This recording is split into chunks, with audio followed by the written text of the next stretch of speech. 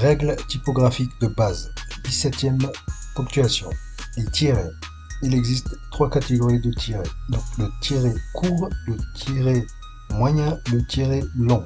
Le tiret court qu'on obtient à l'aide de la touche de votre clavier, donc la touche 6, donc le tiret du 6 comme on dit, sinon le signe moins dans votre clavier numérique.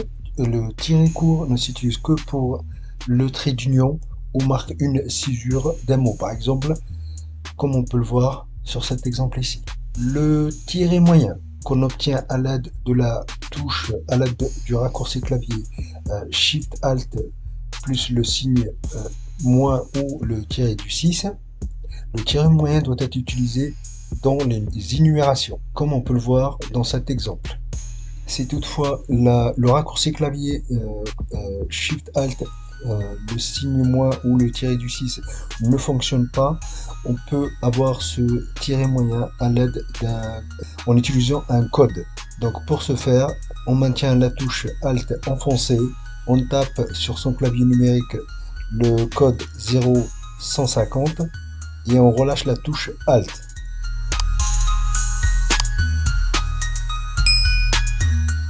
Il faudra peut-être changer, il faudra penser à changer votre police.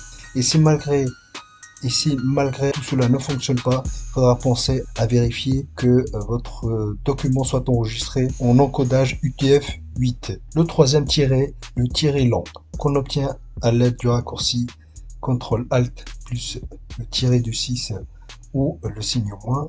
Le tiret long ne s'utilise que pour remplacer par exemple une parenthèse, un vide à l'intérieur d'une parenthèse. Et très important, peu importe le tiret utilisé, il faudra lui associer une espace insécable qu'on obtient à l'aide du raccourci clavier CTRL SHIFT barre d'espace, comme on peut le voir ici, en venant ici, en affichant les marques de paragraphe. Je clique dessus et là, je vois tout, comme on peut le voir sur tous les tirets.